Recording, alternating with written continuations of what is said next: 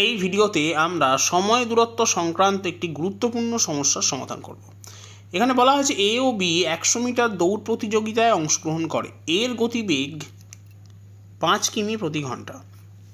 B 8 metre এগিয়ে যাওয়ার পর এ যাত্রা শুরু করে এবং 8 সেকেন্ড সময় জিতছে। বি এর গতিবেগ কত তা জানতে চাওয়া হয়েছে। এখন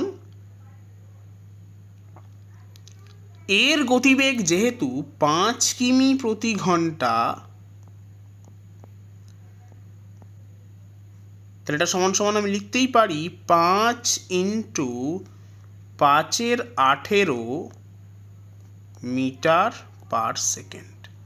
তার কারণ কিমি প্রতি ঘন্টা থেকে মিটার পার সেকেন্ডে আনতে গেলে 5 × 18 দিয়ে গুণ করতে হয়।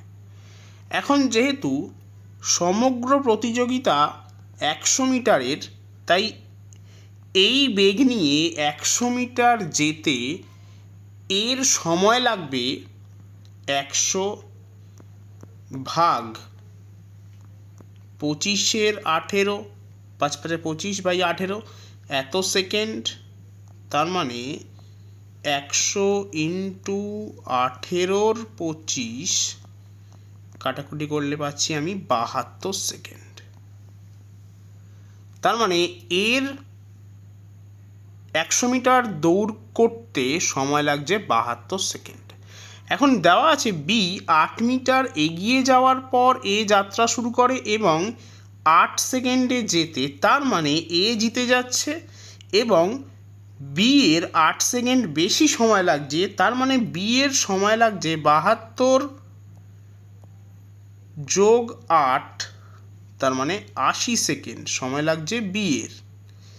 এবং বি আগে যাত্রা শুরু করেছিল এবং 8 মিটার এগিয়েছিল, তার মানে এ যখন 100 মিটার দৈর্ঘ্য অতিক্রম করছে, বি এর ক্ষেত্রে যেহেতু বি 8 মিটার এগিয়ে গেছে, তাহলে বি 80 সেকেন্ডে অতিক্রম করবে 100 বিয়োগ 8, তার মানে 92 মিটার।